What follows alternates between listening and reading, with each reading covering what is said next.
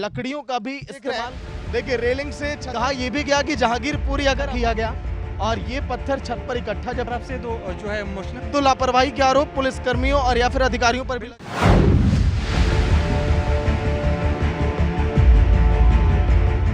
नमस्कार, news India आप देख रहे हैं, मैं आपके साथ सागर मिश्रा। न्यूज इंडिया की टीम लगातार ग्राउंड जीरो से आपको कवरेज दिखा रही है कि जहांगीरपुरी में ताजा हालात कैसे हैं।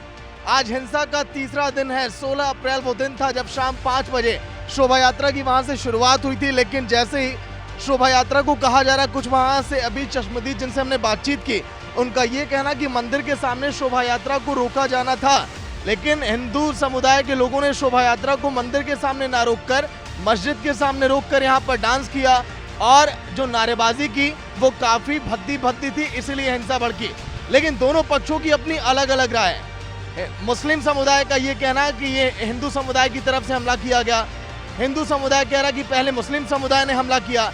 लेकिन हिंसा का ये तीसरा दिन अभी भी जहांगीरपुरी में, ये देखिए ये आंच जो आप देख पा रहे हैं, ये उसी हिंसा की ये आंच है। दूर दूर तक आपको केवल बैरिकेड यहाँ पर दिखाई देगा, सुरक्षाकर्मी आपको दिखाई देंगे, रैपिड एक्शन फोर्स की यहाँ पर टीमें आपको दिखाई देंगी। रैपिड एक्शन फोर्स देखिए तैनाती किस तरह से की गई है जगह जगह, और इस पूरे एरिया को चारों तरफ से घेर दिया गया है।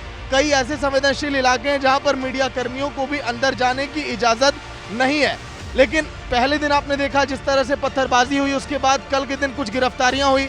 आज के दिन दिल्ली के पुलिस कमिश्नर राकेश अस्थाना ने जब प्रेस कॉन्फ्रेंस की तो उन्होंने कहा कि 23 लोगों की गिरफ्तारी की जा चुकी है। हालांकि 100 से ज्यादा जो वायरल वीडियोस हैं वो सामने आए, उन वीडियोस के आधार पर अभी आरोपियों तक पहुंचने की लगातार कोशिश जारी है। लेकिन लगातार जो अभी यहाँ पर अधिकारी सामने आ रहे हैं, जो क्राइम ब्रांच की टीम पहुंची, उन्होंने यही कहा कि जांच अभी जारी। हमारे साथ सहयोगी अमन भी होंगे जिनसे हम पूछेंगे कि अभी तक 3 दिन की इस घटना में क्या हुआ। आज तीसरा दिन। अमन आइए, 16 तारीख हिंसा का दिन, शाम 5 बजे जब शोभा यात्रा निकाली गई, 6 बजे कहा जाता है कि मस्जिद के सामने से पत्थरबाजी की गई। उसी मस्जिद के अंदर भगवा झंडे पाए जाते हैं। मुस्लिम समुदाय का ये कहना है कि ये पत्थरबाजी हमला पहले हिंदू समुदाय की ओर से किया गया और फिर यही हिंदू समुदाय आरोप लगा रहा है मुस्लिम समुदाय पर। हालांकि देखिए अभी तक 2 लोग सामने आए, अंसार की गिरफ्तारी की गई। जो उमाशंकर जो शख्स अभी हॉस्पिटल में एडमिट है, आपको ये बता दूं, उमाशंकर की पहले कई बार बकझक हो चुकी थी अंसार से। क्या हुआ, आज की 3-4 महीने पहले की बात है। अंसार जब यहाँ पर हनुमान चालीसा का पाठ हो रहा था तो उनसे कुछ बकझक हुई। उसके बाद अंसार ने कई बार उमाशंकर को धमकियां भी दी थी कि आपको हम आने वाले समय में देख लेंगे। कहा जा रहा है कि विवाद ये वहां से बढ़ता चला गया और देखिए शोभा यात्रा के दिन जब हिंदू समुदाय के लोगों ने हनुमान जयंती के दिन शोभा यात्रा निकाली, उसी दिन ये हंगामा हुआ। अमन, क्या सही बात है ये? जी बिल्कुल ठीक बात है। और जब ये हंगामा हुआ तो जिस जगह पे हम खड़े हुए हैं यहाँ पे भीषण पथराव हुआ और चारों तरफ जो देख रहे हैं अभी सफाई होगी। इधर भी देखिए तस्वीरें दिखेंगी आपको, यहाँ पे कांच की बोतलें दिखाई देंगी आपको, यहाँ पे पत्थर दिखाई देंगे। भीषण पथराव हुआ था और इस तरफ से जो है मुस्लिम पक्ष आया था और इधर से जो है हिंदू पक्ष था। भीषण जो है पथराव हुआ दोनों पक्षों के बाद में। उसके बाद में देर रात तक मामला शांत हुआ क्योंकि सैकड़ों की संख्या में पुलिस बल तैनात हुआ, RAF को तैनात किया गया ताकि जो हिंसा हुई थी उसको काबू में किया जाए। इसके बाद देर रात तक मामला शांत रहा, लेकिन जैसे ही रात होने लगी उसके बाद में पुलिस प्रशासन कार्रवाई करते हुए कई लोगों को गिरफ्तार भी किया गया और रात में 8 से 9 लोगों को गिरफ्तार किया गया। उसके बाद अगले दिन सुबह भी लगातार गिरफ्तारी जारी रही और इसके बाद जब 12 से 15 लोगों की गिरफ्तारी हो गई तो आरोप लगाया गया कि सिर्फ एक धर्म विशेष के लोगों को गिरफ्तार किया जा रहा है। इसके बाद में पुलिस ने जो हिंदू समर्थन में लोग थे उनको भी गिरफ्तार किया गया और कुल मिलाकर अब जो संख्या हो गई है 20 से 21 लोगों को इस पूरे मामले में गिरफ्तार किया गया। चलिए एक बार नज़ारा एक बार दिखाते हैं कि मैं अपने कैमरामैन से कहूँगा कि एक बार दिखाइए यहाँ पर ये तस्वीरें।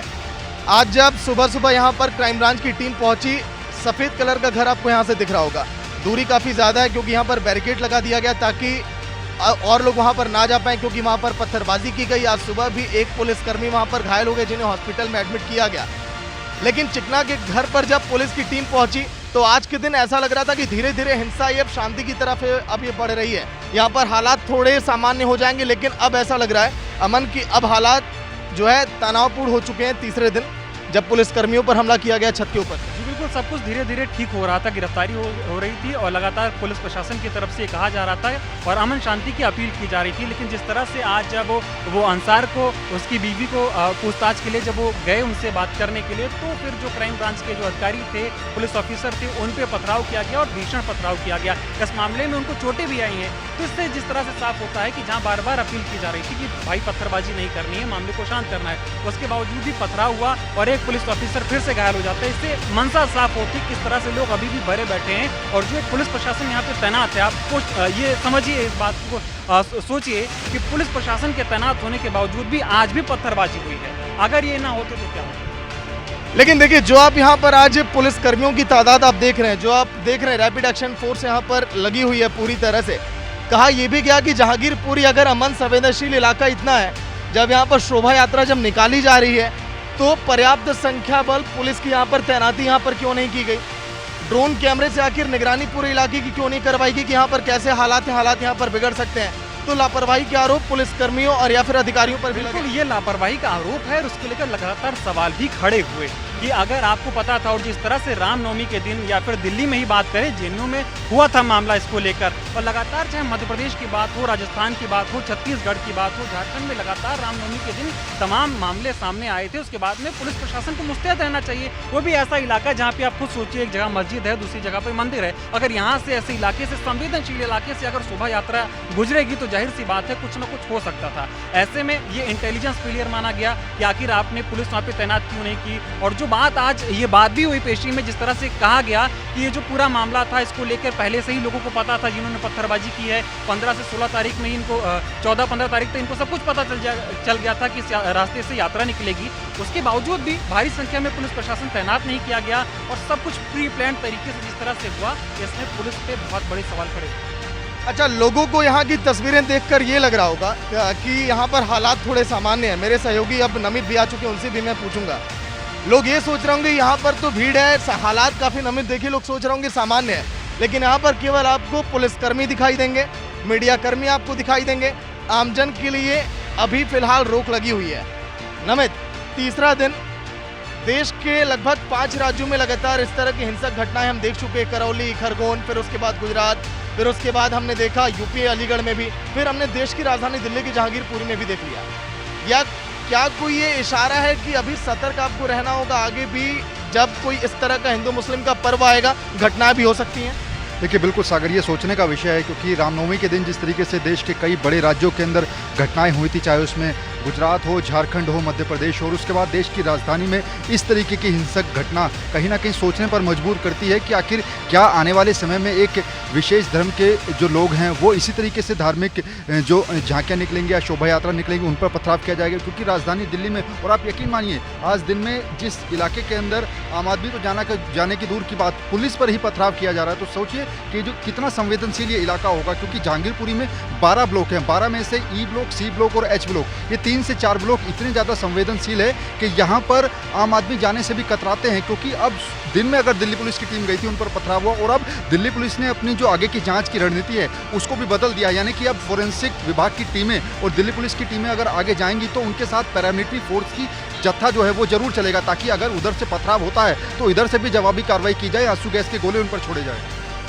अमन, जब अंसार की गिरफ्तारी की गई तो अंसार पुष्पा स्टाइल में बड़े अकड़ में जा रहा था। जब वो अंसार से पूछा गया कि भाई ऐसा क्यों, अंसार कहता है, और लोग कहते हैं कि ताकि उनके परिवार के लोग उदास ना हो। अंसार को थोड़ा भी गम नहीं है कि मेरी गिरफ्तारी हो रही है, मैं मुख्य आरोपी हूँ, आगे मेरे परिवार वालों का क्या हो? देखिए, अगर किसी को ये दिखाना होता है कि उसकी गिरफ्तारी हो गई है, उसके परिवार वालों को गम ना हो, तो आसानी से वो परिवार से ऐसे हाथ दिखा के कह सकता था कि सब कुछ ठीक है, कोई बात नहीं है, मैंने कोई गलती नहीं की है, मैं छूट के आ जाऊंगा। आप पुष्पा बने घूम रहे हैं, इससे क्या मतलब होता है कि आपके अंदर डर ही नहीं है। और इस पर भी तमाम लोगों ने सवाल खड़े किए कि कोई ना कोई इनके पीछे है, कोई बड़ा हाथ है जिनके चलते इनमें कोई डर ही नहीं है। सोचिए, जहांगीर जैसी घटना और अंसार की जो बात हो रही है, वो पहले भी कई मामलों में संलिप्त पाया गया है, बहुत बड़ा बदमाश बताया जाता है। और जो हमने यहाँ पे तस्वीरें आप उधर भी देखेंगे तो पूरा कूड़े का ढेर लगा हुआ है, कूड़े का कारोबार करता है, तो कोई आम आदमी नहीं था वो। और इससे पहले भी तमाम सोशल मीडिया पे भी बात खड़ी हो रही है कि वो किसी पार्टी विशेष का नेता भी। तमाम तस्वीरें वायरल हो रही हैं। उसके बावजूद एक ऐसा आदमी जो पुलिस गिरफ्त में हो और वो पुतला बना घूमता है, इससे साफ होता है कहीं ना कहीं कुछ लोगों के उनके सर पे हाथ है, जिसके चलते उसके अंदर कोई डर नहीं है और बिल्कुल भी शर्म नाम की चीज नहीं है कि उसने कितनी बड़ी गलती की है, दिल्ली को जलाने की साजिश हुई।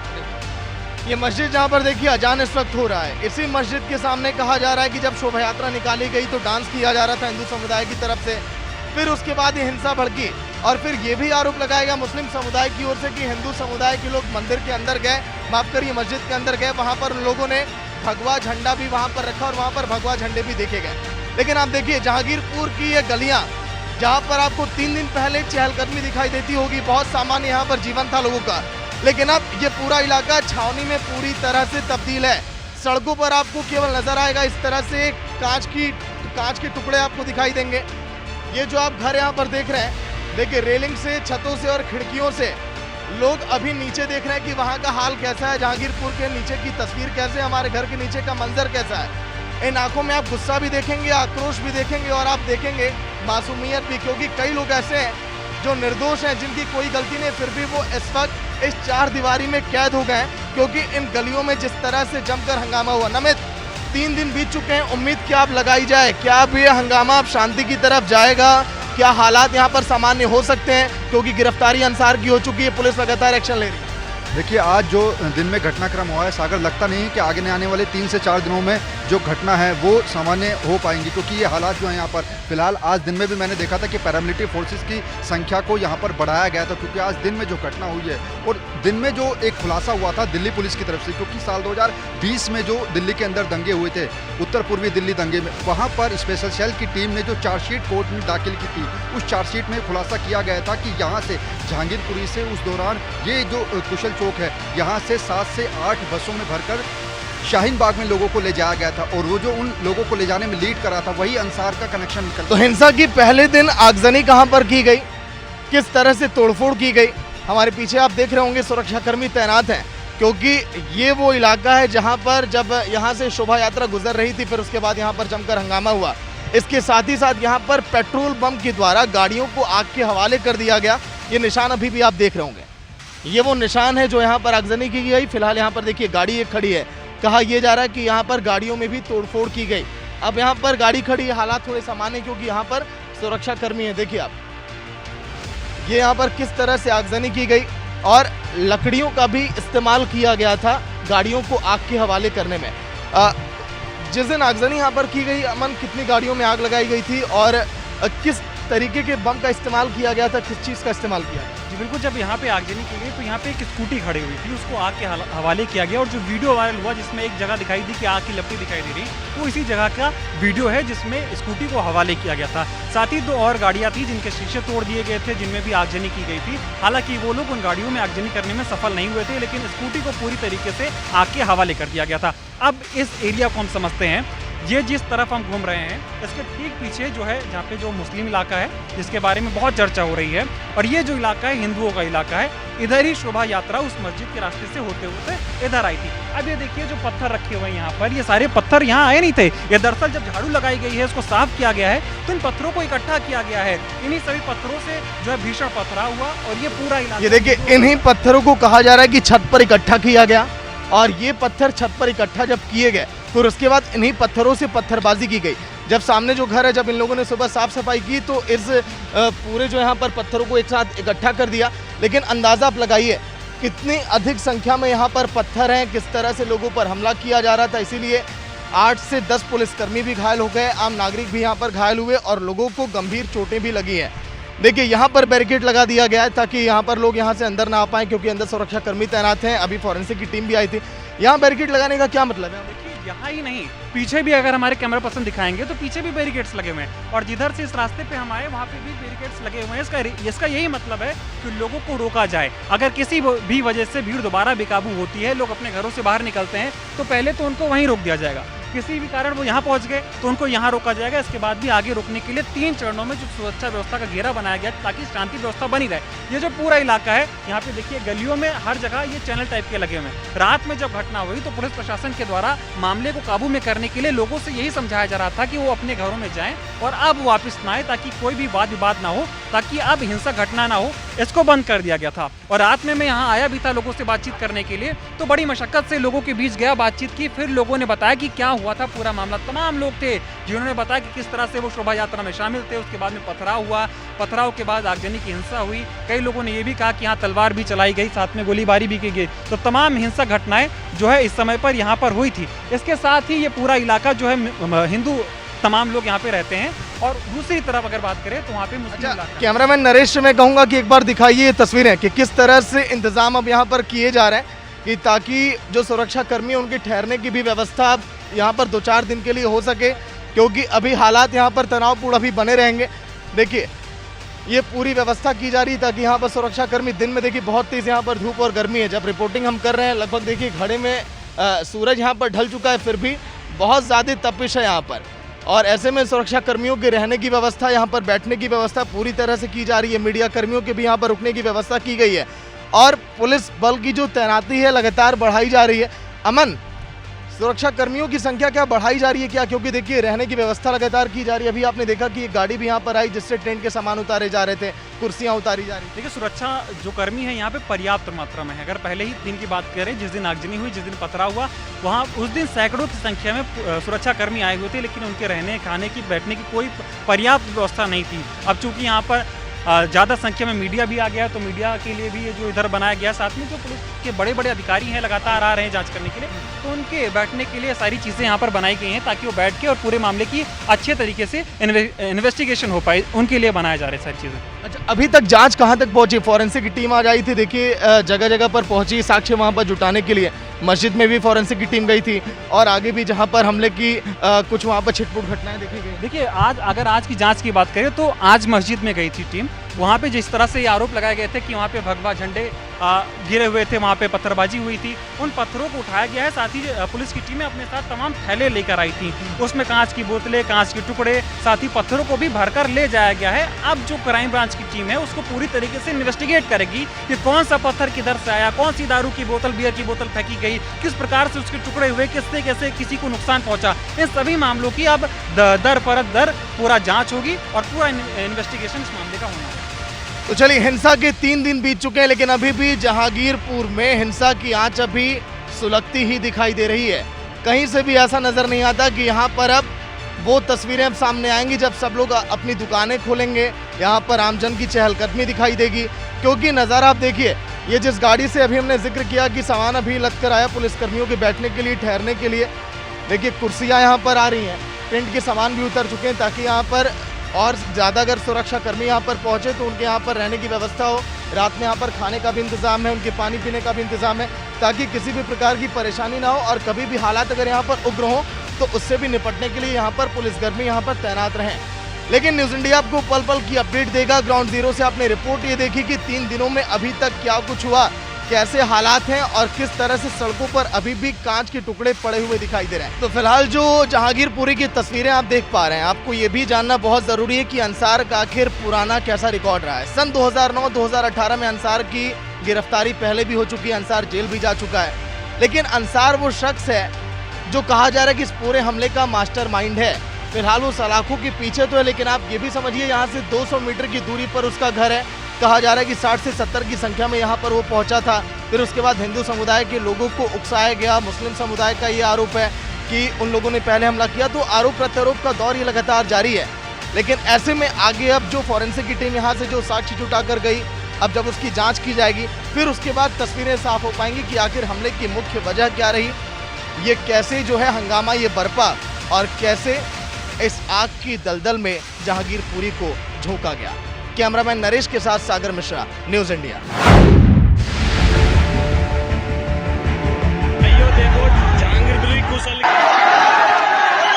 और लकड़ियों का भी इस्तेमाल, देखिए रेलिंग से कहा यह भी गया कि जहांगीरपुरी अगर किया गया, और ये पत्थर छत पर इकट्ठा जब तरफ से जो है मुश्किल, तो लापरवाही के आरोप पुलिसकर्मियों और या फिर अधिकारियों पर भी।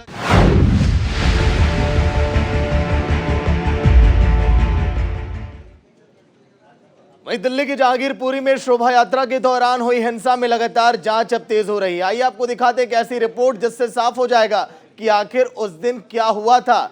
जिस ट्रॉली में हनुमान जी की मूर्ति को रखकर ले जाया जा रहा था, उस ट्रॉली पर कैसे पथराव हुआ, उस ट्रॉली को आगे आगे चलाने वाले हिंदू परिवारों के लोगों को ही दिल्ली पुलिस ने पूछताछ के लिए उठा लिया।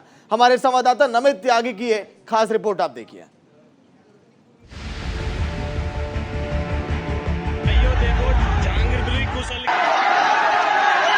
और लकड़ियों का भी इस्तेमाल, देखिए रेलिंग से कहा यह भी गया कि जहांगीरपुरी अगर किया गया और ये पत्थर छत पर इकट्ठा जब तरफ से जो है मुस्लिम तो लापरवाही के आरोप पुलिस कर्मियों और या फिर अधिकारियों पर भी उस दिन क्या हुआ था यहाँ पर? नहीं, हमें नहीं पता, हम बाहर से आए। उस दिन तो हमारे यहाँ से निकल गया, सब झंडा लेके सब गया। हम लोग मजदूरी कर लेंगे, जाके रास्ता में तो मछुआरे के काम रास्ते में गया, अच्छे से सब मस्ती करते करते गया। मेहनती है। उधर से आए आते मैं नहीं थे उस टाइम, और बच्चा था सारा, और ऊपर से पत्थर मारा, किसी को चोट लगा सिर पे, किसी को हाथों में, किसी को पैरों में। हनुमान जी की मूर्ति पर भी पथराव उस दिन किया गया था। उस दिन क्या कुछ हुआ था और किस तरीके से यहाँ से जो ये ट्रॉली है इसके ऊपर हनुमान जी को रखकर ले जाया जा रहा था शोभा यात्रा में, क्या कुछ उस टाइम हुआ था? इतना हम कैसे बोल सकते हैं, क्योंकि ये लोग रैली पे गए थे, हम लोग घर पे थे, तो उस चक्कर में बाद में हमने सुनने में आया कि वहाँ पर ऐसा पत्थर बाजार बाग हो गया। हम जैसे भागे गए तो फिर देखा कितना झुंड में ऐसे, यहाँ देख के हमारा तो दिमाग काम करना ही बंद कर दिया वो दृश्य देख के, जी ऐसे कैसे हो गया। हमारा पूजा है, हम 15-20 जने रह सकते, 50 जने रह सकते, और तुम लोग इतनी जल्दी से लाखों में इतनी संख्या में कैसे आ गए? तुम लोगों का क्या मतलब है? ये क्वेश्चन है, जे इतने जल्दी इतने लोग ऐसे इकट्ठे कैसे हो गए? इतना पत्थर भी कहाँ से आया? जरूर आपके हस्बैंड थे जो इस ट्रॉली को आगे लेकर खींच? हाँ, ये हमारे कम से कम 3-4 दिन से हमारा स्थापित हुआ था हनुमान जी, तो उसके बाद पूजा पाठ चल रहे थे। हमारे 16 तारीख को जो हमारे थोड़ा सा थे रैली थे, तो वही गए थे। बाकी कितने सारे रैली थे, सब चल रहे थे, सभी चल रहे थे धीरे धीरे, कोई शांतिपूर्वक ही चल रहे थे। क्या आपके हस्बैंड से आपकी बात हुई? क्या उन लोगों की तरफ से तलवार भी लहराई गई थी? उनके तरफ से लहराए तो थे, हम तो जानते नहीं है कौन थे नहीं थे। अब सबके मुंह में ऐसे बंधे हुए थे, कौन क्या है, कहाँ से आ रहे। अब हमारे बीच में आके भीड़ में कौन लहरा के जा रहे हैं और हमारे बंदे को उठा के ले जा रहे हैं, ये कोई बात हुआ? कब उठा के ले गए आपके हस्बैंड? कल की बात है। तो क्या अभी तक कोई बातचीत हो पाई है क्या? बिल्कुल बात नहीं हुई, ना मिलना हुआ, ना कुछ बता नहीं रहे। क्या कहूँ, किससे मैं उम्मीद करूँ जो मेरे बच्चे से मिला दे, मेरे हस्बैंड से बात करवा दे? मैं किसके पास जाऊँ? मैं घर पे अकेली हूँ, ना मेरे आगे पीछे कोई है, ना मुझे कोई सहारा देने वाला है। मैं क्या करूँ? मैं खुद परेशान हूँ और मैं बोल नहीं सकती कुछ फिलहाल। भावुक मत हो जी, हम आपके साथ हैं, लेकिन मैं आपसे ये जानना चाह रहा हूँ कि आखिर आखिरी समय जब आपके हस्बैंड से बातचीत हुई थी, क्या कुछ उन्होंने बताया? उन्होंने बताने का मौका ही नहीं मिला, बिल्कुल मौका नहीं मिला। ऐसे आए, बस क्या कहे, कुछ नहीं कह सकते। यहाँ बैठे थे हनुमान जी के यहीं पर बैठे थे। यहाँ से कितने लोगों को लेकर गए? यहाँ से 6 जने को लेके गए, अभी तक नहीं छोड़ा? घर के 5 जने और एक पड़ोस में। कैमरा पर्सन गोपाल के साथ नमित त्यागी, न्यूज़ इंडिया, दिल्ली।